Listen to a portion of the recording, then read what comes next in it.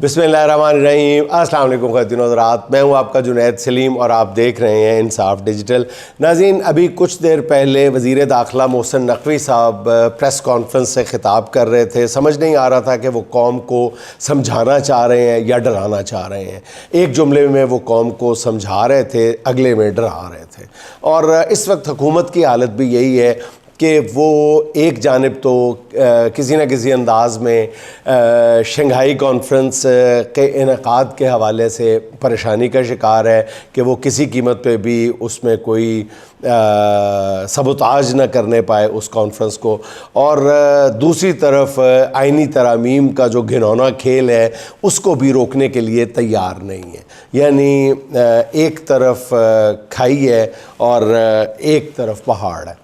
और मुझे वो बात याद आ जाती है कि एक बंदे ने अपनी दो बेटियां ब्याही होती हैं, एक काश्तकार की तरफ और एक कुम्हार की तरफ। तो वो सोचता है कि चलो आज दोनों से मिलने चलता हूँ। तो वो पहले काश्तकार की तरफ जाता है, अपने काश्तकार दामाद की तरफ। तो वहाँ काश्तकार की जो उसकी ब्याही हुई उसकी बेटी होती है, वो कहती है अब्बा बस दुआ करो कि बारिश हो जाए। अगर बारिश ना हुई ना तो हमारी फसलें बर्बाद हो जाएंगी, और फसलें बर्बाद हुई तो मैं उजड़ जाऊंगी। वो बड़ा हैरान होता है कि तुम्हारा बारिश से और फसलों से क्या ताल्लुक़ है। फिर वो दूसरे घर जाता है, कुम्हार के घर, जहाँ पे उसने अपनी कुम्हार के साथ बेटी ब्याही होती है। तो वो जाके अपनी बेटी से पूछता है कि क्या हाल चाल है। तो कुम्हार की बीवी जवाब देती है कि अब्बा बस दुआ कर के बारिश ना हो जाए।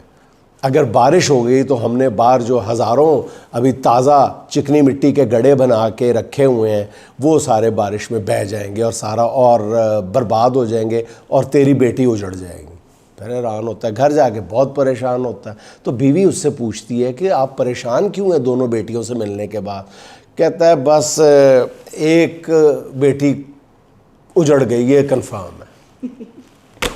तो इस वक्त हुकूमत की भी हालत यही है कि एक तो उजड़ेगी, एक चीज़ तो ख़राब होगी, या आलमी सतह पर पाकिस्तान का इमेज जो पहले ही बुरी तरह ख़राब हो चुका है उसकी रही सही कसर जो है वो भी निकल जाएगी। और इस हुकूमत के पल्ले जो फॉर्म 47 की पैदावार है उसके पल्ले जो थोड़ी बहुत बची खुची जो किसी न किसी तरह की एक साख बाकी है वो भी ख़त्म हो जाएगी। और अगर हुकूमत ये नहीं करती तो फिर दूसरी तरफ आइनी तरामीम पे कॉम्प्रोमाइज़ करना पड़ेगा, और अगर आइनी तरामीम ना हुई तो फिर हुकूमत का कबाड़ा समझें। अच्छा नाज़रीन, आज इस पे जब ये मैं प्रेस कॉन्फ्रेंस सुन रहा था मोहतरम जनाब नकवी साहब की, तो वो बार बार ये कह रहे थे हेड ऑफ स्टेट आ रहे हैं, हेड ऑफ स्टेट्स आ रहे हैं, और जनाब मलेशिया के आ चुके हैं हेड ऑफ स्टेट, उनके सामने आप इस्लामाबाद पे यलगार करेंगे, इस्लामाबाद पे हमला आवर होंगे। नकवी साहब से सवाल करना चाहता हूं कि नकवी साहब, इससे पहले तो कोई हेड ऑफ स्टेट नहीं आया था ना। जब भी पीटीआई मुजाहरे की कॉल देती थी तो कोई हेड ऑफ स्टेट इस्लामाबाद में नहीं आ रहा था। उस वक्त आप उन पर क्यों रबर की गोलियां चला रहे थे? उस वक्त आपने स्ट्रेट फायर उन पर क्यों किए थे? उस वक्त लाठी चार्ज क्यों किया था? उस वक्त आंसू गैस के जो एक्सपायर्ड शेल थे उन पर बारिश क्यों की थी उन मुजाहिरीन पे? उस वक्त तो कोई किसी रियासत का सरबराह नहीं आ रहा था, इस्लामाबाद में मौजूद नहीं था। अब आपको हेड ऑफ स्टेट की आपने रट लगाई हुई है। दूसरा नाज़रीन, आप ये ज़रा गौर करें कि ये सारे हुक्मरान जो हैं, ये इनके जितने भी वज़ीर, जितने भी मुशीर वज़ीर टीवी पे आके बोल रहे हैं, वो एक जुमला बड़े तवातुर से बोल रहे हैं कि इस्लामाबाद पर धावा, इस्लामाबाद पर अली अमीन गंडापुर इस्लामाबाद पर धावा बोलने के लिए आ रहा है। उन्होंने ऐलान किया है कि मैं धावा बोलने के लिए आ रहा हूँ। मुझे कोई एक प्रेस कॉन्फ्रेंस, एक बयान अली अमीन गंडापुर का या किसी पीटीआई लीडर का सुनवा दें, दिखा दें, जिसमें इन लोगों ने कहा हो कि हम धावा बोलने के लिए आ रहे हैं। वो बार बार कह रहे हैं हम पुरअमन एहतजाज करने के लिए आ रहे हैं। अच्छा, खुद इतने कंफ्यूज पूरी प्रेस कॉन्फ्रेंस में नजर आ रहे थे नकवी साहब के बार बार एक मौके पे उन्होंने एक ही लम्हे के अंदर दो बयान बदले। कहने लगे कि एहतजाज मुजाहिरीन का हक है, हर सियासी जमात का हक है, हम एहतजाज से मना नहीं कर रहे। और मेरा ख्याल है कि विद इन 30 सेकेंड उनके मुंह से निकला कि नहीं, देखें, अगर प्रोटेस्ट करने आ रहे हैं तो फिर तो हम रोकेंगे। आप प्रेस कॉन्फ्रेंस उठा के देख लें। پروٹیسٹ میں اور احتجاج میں نقوی صاحب کیا فرق ہے؟ کوئی لغت اٹھا کے دیکھ لیں، مجھے کسی انگریزی اردو کوئی لغت آپ اٹھا کے دیکھ لیں، مجھے بتا دیں کہ پروٹیسٹ میں اور احتجاج میں کیا فرق ہے، کون سا فرق آپ نے نکال لیا ہے؟ اچھا پھر آپ نے ایک اور پتہ نہیں گھبراہٹ میں پریس کانفرنس کیا، آپ کو سمجھ نہیں آ رہا، آپ کہہ رہے ہیں مولانا فضل الرحمان صاحب نے بھی کہا ہے کہ جی پی ٹی آئی کو اپنا احتجاج مؤخر کر دینا چاہیے۔ حضور والا مولانا فضل الرحمان صاحب نے ساتھ یہ بھی کہا ہے کہ حکومت کو بھی آئینی ترامیم مؤخر کر دینی چاہیے، وہ کیوں نہیں آپ بتا رہے؟ مطلب مجھے تو سمجھ نہیں آ رہا کہ آپ چاہتے کیا ہیں۔ اچھا پھر انہوں نے کہا کہ مجھے سمجھ نہیں آ رہا، نقوی صاحب فرما رہے ہیں کہ صرف ان دنوں میں احتجاج کا کیا مقصد ہے؟ یہ احتجاج پہلے بھی کیا جا سکتا تھا، پہلے کر رہے تھے حضور والا، تسی کرن نہیں سی دیندے، پھر کہتے تھوڑے دن بعد میں کر لیں، جتنا مرضی کر لیں، لکھ کے دے دیں۔ اور یہی سوال پی ٹی آئی آپ سے کر رہی ہے کہ صرف انہی دنوں آئین سے کھیلواڑ کرنے کی کیا ضرورت پیش آ گئی آپ کو؟ صرف انہی 10-15 دنوں کے دوران آپ کو آئینی ترامیم کا کھیل کھیلنے کی، یہ شطرنج کی بساط پھیلانے کی آپ کو کیا سوجی؟ یہ تھوڑے دن بعد کر لیں آئینی ترامیم، 2 مہینے بعد کر لیں، پوری دنیا آپ سے یہ کہہ رہی ہے، تو آپ کس منہ سے یہ بار بار زور دے کے کہہ رہے ہیں؟ بڑی سازش، جیسے آپ کسی سازش کا انکشاف کر رہے ہیں کہ جناب پی ٹی آئی انہی دنوں کا انتخاب کیوں کر رہی ہے احتجاج کے لیے؟ حضور والا وہ اس سے پہلے بھی کر رہی تھی، آپ کرنے نہیں دے رہے تھے۔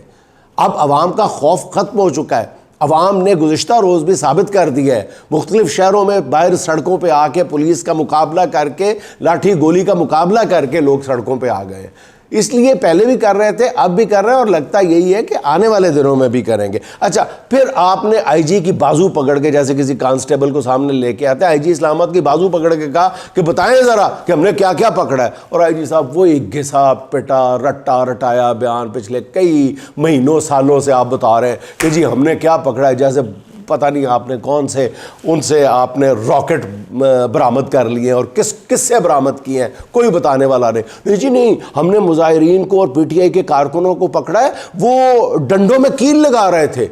یار ڈنڈوں میں کیل لگانا پتہ نہیں آپ نے کہاں سے پکڑنا سیکھ لیا ہے، ایک پیٹرول بم برآمد کر لیتے ہیں جلدی سے، ایک ڈنڈوں میں کیل لگانا، پھر وہ غلیل بنا رہے تھے۔ یار یہ بنانے میں حضور والا کوئی ہفتہ لگتا ہے، ڈنڈوں میں کیل لگانا 1 ہفتہ پہلے آپ نے پکڑ لیا، 1 ہفتے میں، یعنی ڈنڈوں میں کیل لگانا کون سی ماڈرن ٹیکنالوجی ہے جس کے لیے واسا سے کوئی مدد لینا پڑتی ہے، ناسا سے، سوری میں واسا کہہ گیا ہوں جوش جذبات پہ۔ حضور والا کچھ تو خیال کریں، کوئی الزام تراشی کریں، کوئی ڈھنگ کی تو کریں۔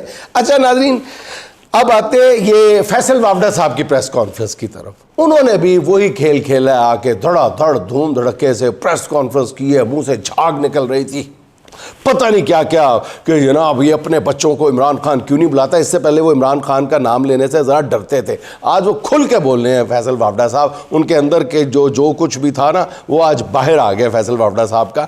میں صرف ایک سوال، اور کہہ رہے ہیں کہ یہ عمران خان لاشیں گرانا چاہتا ہے اسلام آباد میں صرف ایک سوال کرتا ہوں وافدہ صاحب، اور پوری قوم سے بلکہ پوری دنیا سے سب سے آپ سے سوال کرتا ہوں کہ کوئی فیصل وافدہ سے پوچھنے والا نہیں ہے کہ وافدہ صاحب آپ کس حیثیت میں پریس کانفرنس کر رہے ہیں کہ پاکستان کے 150 چینل ایک ہی وقت میں پوری کی پوری آپ کی پریس کانفرنس دکھانے پہ مجبور ہیں؟ آپ کی حیثیت کیا ہے؟ آپ نون لیگ کے ترجمان ہیں، آپ حکومت کے ترجمان ہیں، آپ پیپلز پارٹی کے ترجمان ہیں، آپ آئی ایس پی آر کے ترجمان ہیں، آپ کس کے ترجمان ہیں؟ آپ کو دکھانے کے لیے پوری دنیا کے چینل جو ہے، پورے پاکستان کے چینل سارے کے سارے، وہ کیوں اتنے پابندی کے ساتھ آپ کو دکھانے پر مجبور ہیں؟ ایک جملہ نہیں کاٹا جا رہا آپ کا، اور آپ جو منہ میں آتا ہے بولتے چلے جا رہے ہیں۔ خدا کے لیے پہلے اپنی پوزیشن تو کلیئر کریں، پھر دوسروں کی طرف انگلیاں اٹھائیں۔ اچھا ناظرین اب آ جاتے ہیں سپریم کورٹ کی طرف، جہاں پہ آج 63 نظر ثانی کیس کی سماعت، بلکہ انتہائی شرمناک سماعت ہوئی، مجھے کہنے دیجئے۔ سماعت کے آغاز پہ ہی بیرسٹر علی ظفر صاحب نے بتایا کہ ان کی میری عمران خان سے ان کی ملاقات ہوئی ہے، لیکن آزادانہ نہیں ہوئی، بلکہ پولیس کی موجودگی میں ملاقات کرائی گئی۔ مجھے انتہائی افسوس ہوا چیف جسٹس صاحب کے ریمارکس سن کے۔ انہوں نے آگے سے کہا کہ آپ نے کون سا کوئی خفیہ بات کرنی تھی، آپ نے تو صرف آئینی معاملے پہ بات کرنی تھی۔ حالانکہ قائد صاحب آپ اچھی طرح جانتے ہیں کہ وکیل کا اپنے موکل سے رازداری میں ملنا رازداری کے ساتھ ملنا قانونی تقاضا ہے. آپ اچھی طرح جانتے ہیں آپ نے سپریم کورٹ کی اعلیٰ ترین نشست پہ بیٹھ کے کیسے یہ بات کہہ دی, بالکل اسی طرح کہہ دی جیسے آج آپ نے اور پچھلے 2-3 دنوں میں بلکہ پچھلے کئی مہینوں میں اس سے ملتی جلتی کئی باتیں کہہ دی ہیں جو آنے والے دنوں میں آپ کو ہانٹ کرتی رہیں گی, آپ کے کیریئر پہ آپ کی شخصیت کو ہانٹ کرتی رہیں گی. قانون کے طالب علم برے لفظوں میں آپ کی ان پریزیڈنسز کو, ان نظیروں کو یاد کریں گے کہ چیف جسٹس آف پاکستان نے یہ کہا ہوا ہے.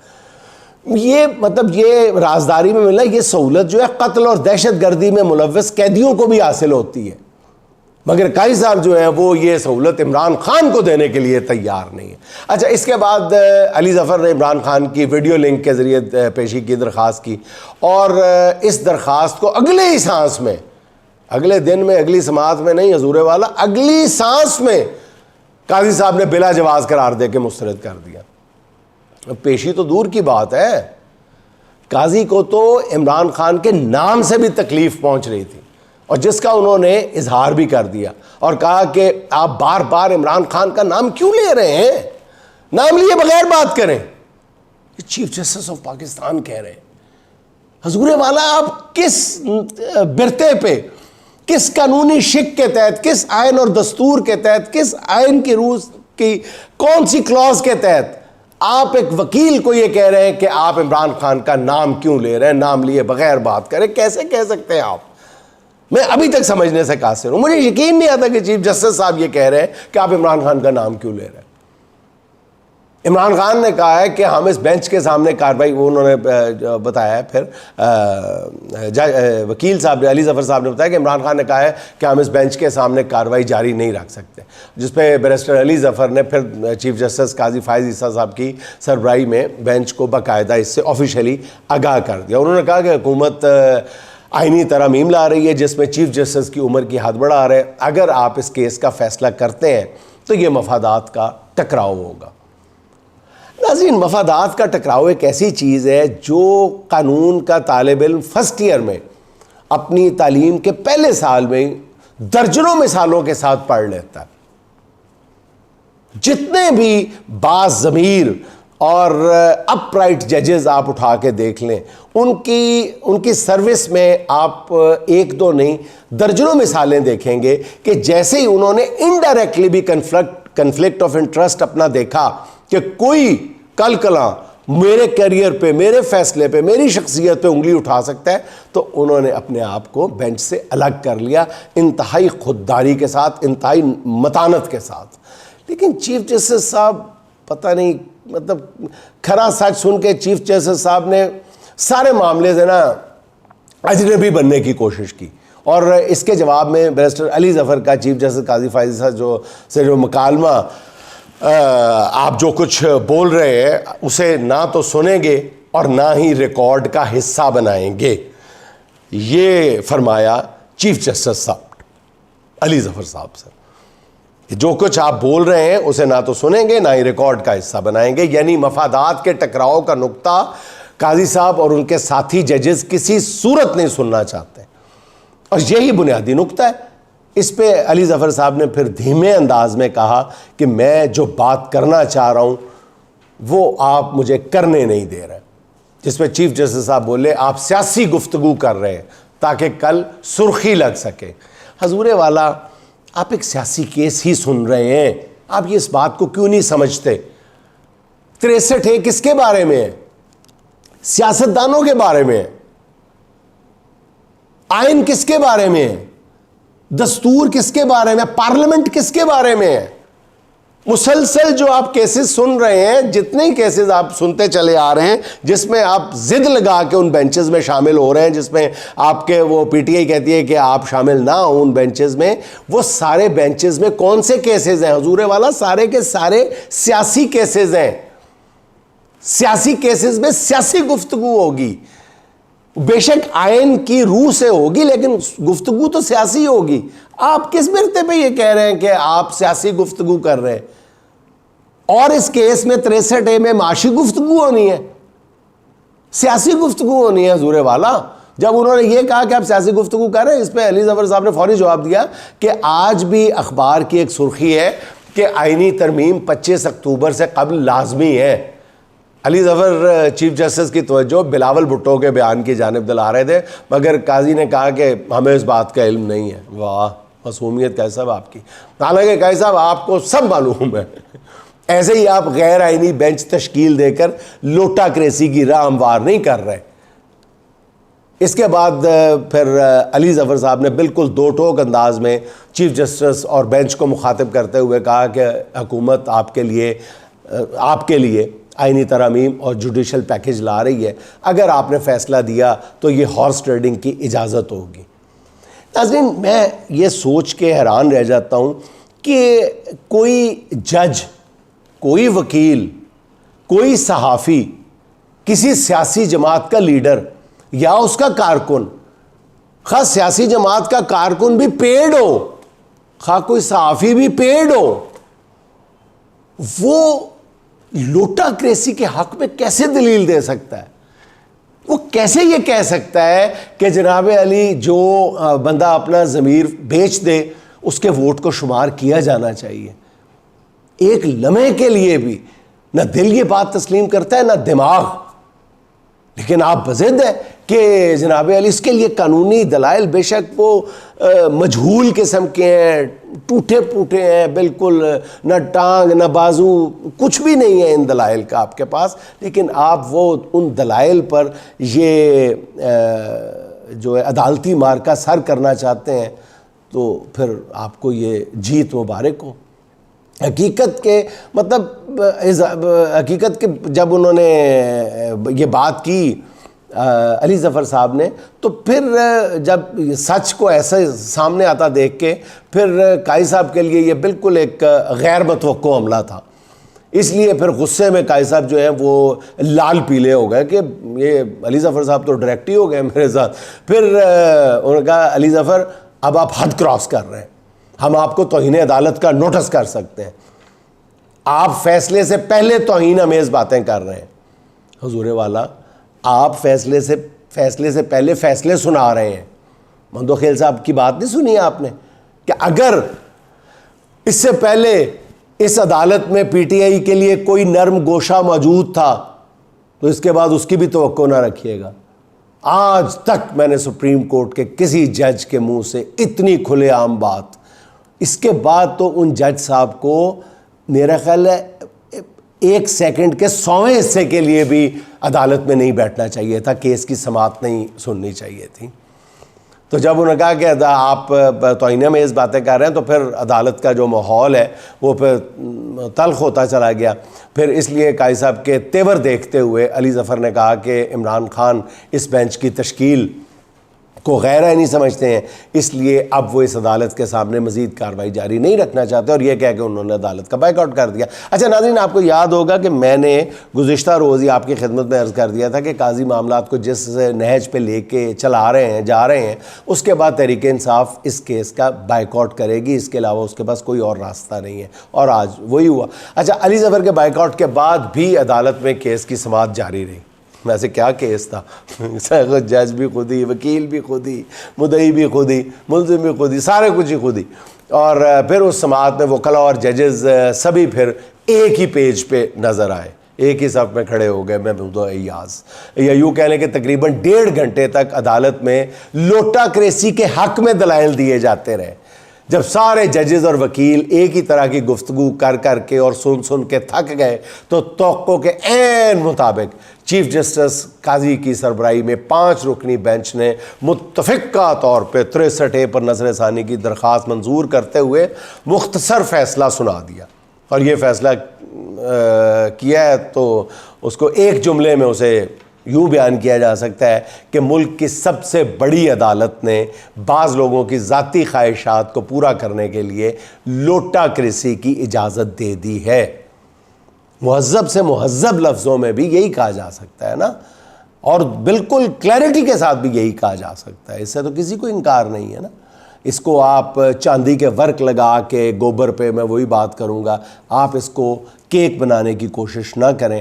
آپ نے اس ملک میں ضمیر فروشی کو جائز قرار دے دیا ہے، اور وہ وقت دور نہیں ہے جب میں نے کل بھی اس خدشے کا اظہار کیا تھا کہ آج جو لوگ کسی بھی شعبے میں، چاہے عدالت میں، صحافت میں، سیاست میں، کسی بھی شعبے میں جو لوگ ہیں، آج وہ اگر ضمیر فروشی کی اجازت دے رہے ہیں تو کل کلاں وہ اپنے کسی فائدے کے لیے جسم فروشی کی بھی اجازت دے سکتے ہیں۔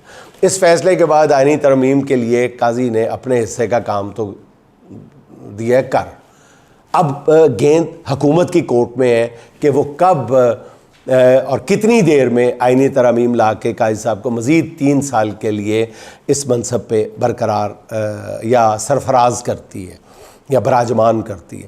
اچھا، ذرائع کا کہنا یہ ہے کہ ابتدائی منصوبے کے مطابق یہ فیصلہ جمعے کے روز یعنی کل آنا تھا، مگر پھر عجلت میں اسے آج ہی سنا دیا گیا ہے۔ اس کے بعد ذرائع کا یہ کہنا ہے کہ اس فیصلے کے بعد حکومت ہفتے یا اتوار کو پارلیمنٹ میں ترمیم لا سکتی ہے، اور کچھ لوگوں کا یہ کہنا ہے کہ یہ یعنی 2 اوپینین ہے اس بارے میں، کہ کچھ لوگ یہ پورے تیقن کے ساتھ یہ کہہ رہے ہیں کہ یہ کام اب 15-20 دن بعد کیا جائے گا، بلکہ بعض جو معاملات پہ نظر رکھنے والے باخبر لوگ ہیں وہ یہ بھی کہتے ہیں کہ شاید اب آئینی ترامیم کا قصہ گول کر دیا جائے۔ اگر یہ جو ہے کل والا مظاہرہ پی ٹی آئی کا جاندار ہوتا ہے تو پھر اس یہ جو سپریم کورٹ میں جو کچھ ہو رہا ہے یا جو سیاسی بساط پہ جو کچھ ہو رہا ہے، اس میں سے بہت کچھ جو ہے وہ طاقتور حلقوں کو اور حکومت کو گول کرنا پڑے گا۔ تو اب آگے کیا ہوگا یہ سوال ہر کسی کی زبان پہ ہے، تو اس کا جواب یہ ہے کہ سب نظریں اب سپریم کورٹ کے اکثریتی ججز پہ ہیں، جن کی طرف سے کسی بھی وقت کوئی دھماکہ خیز خبر آ سکتی ہے۔ یہ خبر مشترکہ پریس ریلیز کی شکل میں بھی ہو سکتی ہے، اور اکثریتی ججز کی جانب سے فل کورٹ اجلاس بلانے کی صورت میں بھی ہو سکتی ہے۔ تیسرا آپشن یہ ہے کہ یہ ججز اپنی طاقت ظاہر کرنے کے لیے کسی بار روم میں خطاب بھی کر سکتے ہیں۔ بہرحال اب جو بھی ہونا ہے وہ اگلے 24 گھنٹے کے دوران ہونا ہے۔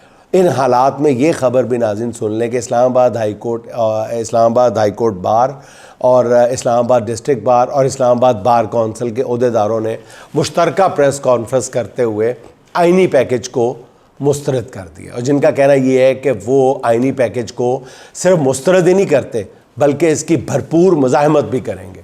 تینوں وکلا تنظیموں نے پیر کے روز اسلام آباد میں آل پاکستان وکلا کنونشن کرانے کا بھی اعلان کر دیا، اور ذرائع کا کہنا یہ ہے کہ وکلا کنونشن کے اعلان کو ہلکا نہیں لینا چاہیے۔ اگر حکومت آئینی ترامیم سے پیچھے نہیں ہٹ رہی تو ترمیم کے مخالفین بھی نہایت نپے تلے انداز میں آگے بڑھ رہے ہیں۔ اچھا، تحریک انصاف کا ناظرین گزشتہ روز 3 شہروں میں احتجاج توقع سے زیادہ کامیاب رہا۔ خاص طور پر فیصل آباد کے شہریوں نے کمال کر دیا۔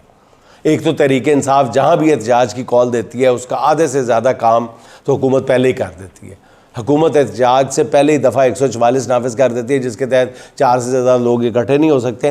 تو فیصل آباد میں بھی ایسے ہی ہوا، جہاں صبح 8 بازار کھل گئے، جہاں معمول کے مطابق خریداروں کا رش تھا، جس پر پولیس نے زیادہ مستعدی کا مظاہرہ کرتے ہوئے دکانوں پہ کھڑے کچھ لوگ جو عام کسٹمرز کو پی ٹی آئی کا کارکن قرار دے کر ان کی گرفتاریاں شروع کر دیں، اور جس کے بعد دکاندار جو ہیں وہ خوف میں مبتلا ہو گئے اور انہوں نے دوپہر کے وقت ہی دکانیں بند کرنا شروع کر دیں، اور دیکھتے ہی دیکھتے پھر فیصل آباد کے 8 بازار دوپہر کے وقت تک بند ہو چکے تھے، اور دکاندار اپنی دکانوں کے باہر کھڑے تھے کہ پی ٹی آئی کے کارکن بھی پہنچ گئے وہاں پہ اسی دوران، اور جس کے بعد نعرے بازی شروع ہو گئی اور پولیس نے شیلنگ شروع کر دی، اور یہ سلسلہ رات گئے تک چلتا رہا۔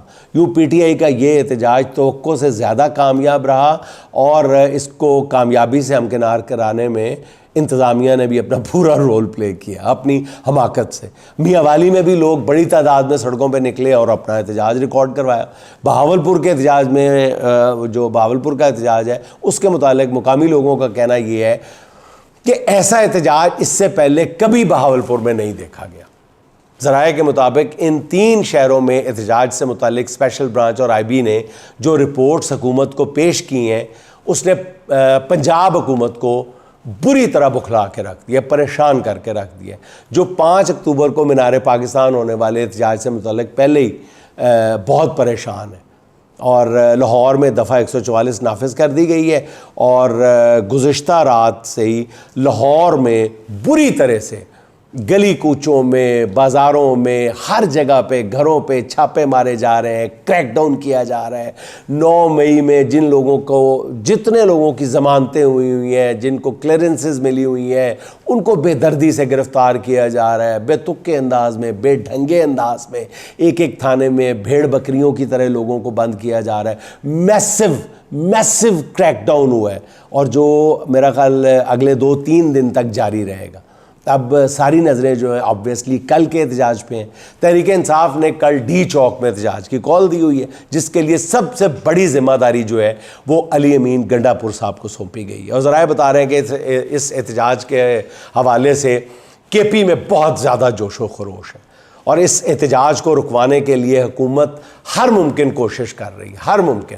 بعض میرے ساتھی بتا رہے ہیں کہ گزشتہ رات عمران خان سے رابطہ کیا گیا تھا اس احتجاج کو رکوانے کے لیے، لیکن ناظرین میں بتاتا چلوں، میرے ذرائع یہ کہہ رہے ہیں کہ کل صبح سے لے کے، بلکہ پرسوں مغرب کے بعد سے لے کر اب تک عمران خان صاحب سے 11 رابطے ہو چکے ہیں، جن میں سے 7 رابطے جو ہیں وہ کامیاب سے مراد ہے کہ کسی نہ کسی طرح عمران خان صاحب تک سرکار کا موقف پہنچا دیا گیا ہے، اور باقی رابطے ناکام رابطے تھے کہ عمران خان صاحب نے وہ بات ان لوگوں سے بات کرنا بھی گوارا نہیں کی۔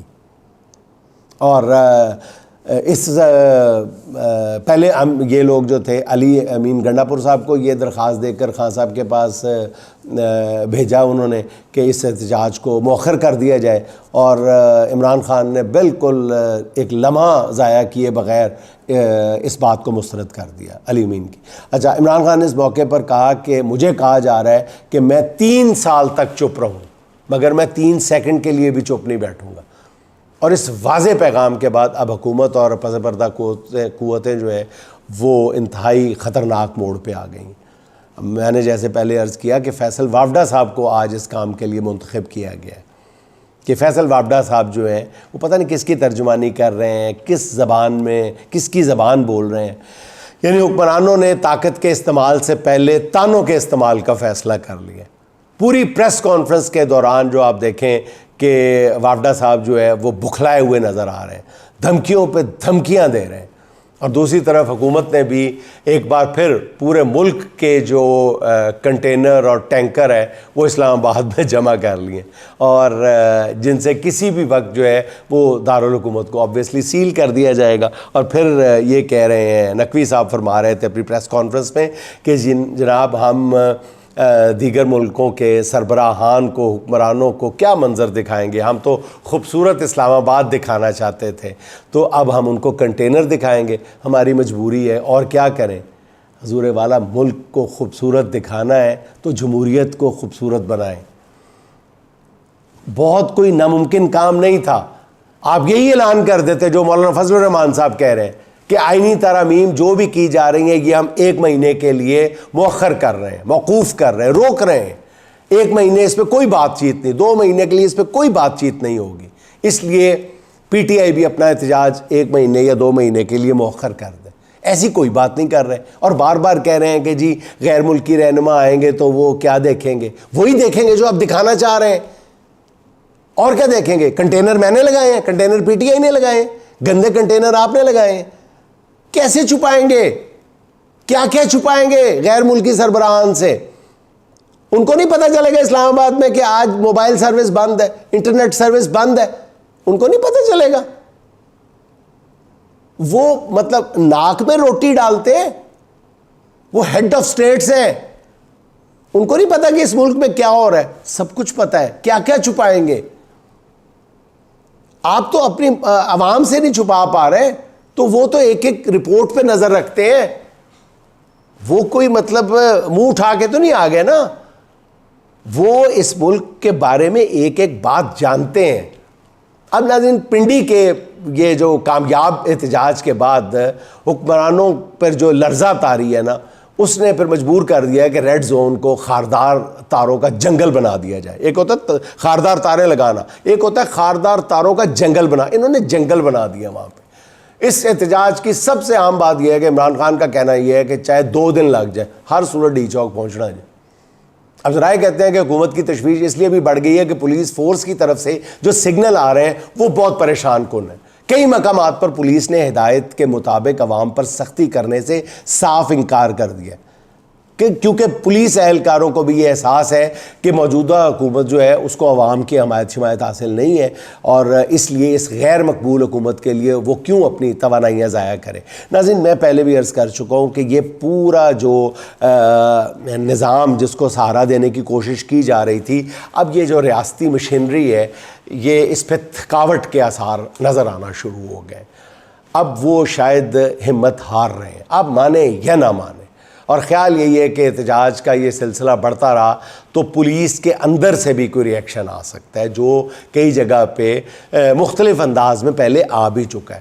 اس لیے حکومت اب ہر جگہ پولیس سے زیادہ رینجرز کی کمپنیز کو طلب کر رہی ہے تاکہ پولیس اہلکاروں کی کمزوری کا کچھ تو توڑ کیا جا سکے. مگر حضور والا یہ بہت خوفناک رجحان ہے. فوج اور نیم فوجی دستوں کو عوام کے سامنے لا کھڑا کرنا، یہ میرا خیال ہے کہ بہت ہی خوفناک عمل ہوگا. اس سے حد الوسع گریز کرنا چاہیے، حد الوسع کوشش کرنی چاہیے کہ یہ صورتحال نہ پیدا ہو. بہرحال کل کا احتجاج حکومت اور اپوزیشن دونوں کے لیے بہت اہم ہے. اور ناظرین، اب آخر میں دو چھوٹی چھوٹی خبریں سن لیں. ڈاکٹر ذاکر نائک کو حکومت نے خاص طور پر پاکستان آنے کی دعوت دی تھی اور اس سے حکمرانوں کی عوامی ساکھ کچھ بہتر ہوگی، یہ سوچ کر دعوت دی گئی تھی، لیکن یہ تدبیر الٹی پڑ گئی. گزشتہ روز ایک انٹرویو کے دوران جب ڈاکٹر ذاکر نائک سے احتجاج کے متعلق سوال کیا گیا تو ان کا کہنا یہ تھا کہ پرامن احتجاج تو سب کا حق ہے اور یہ احتجاج بہت اچھا ہوتا ہے. انہوں نے کہا بنگلہ دیش میں حسینہ واجد کی غیر قانونی حکومت جو ہے وہ احتجاج کے ذریعے ختم ہوئی ہے نا، اس لیے احتجاج کے حق کی مخالفت نہیں کی جا سکتی. یعنی ڈاکٹر ذاکر نائک نے حکومت کو آئینہ بھی دکھا دیا اور اس کے غبارے سے ہوا بھی نکال دی. اچھا، دوسری خبر ناظرین یہ ہے کہ اڈیالہ جیل کے ڈپٹی سپرنٹنڈنٹ محمد اکرم کو جیل کے دیگر 4 ملازمین سمیت برطرف کر دیا گیا ہے. حکومت کی طرف سے جاری کیے گئے نوٹیفیکیشن میں کہا گیا ہے کہ ان کے خلاف جیل کے ذہنی امراض کا شکار قیدیوں کے بیرک میں ہونے والے قتل کی تحقیقات چل رہی تھیں، جن میں ڈپٹی سپرنٹنڈنٹ محمد اکرم سمیت یہ ملازمین نااہلی کے مرتکب پائے گئے.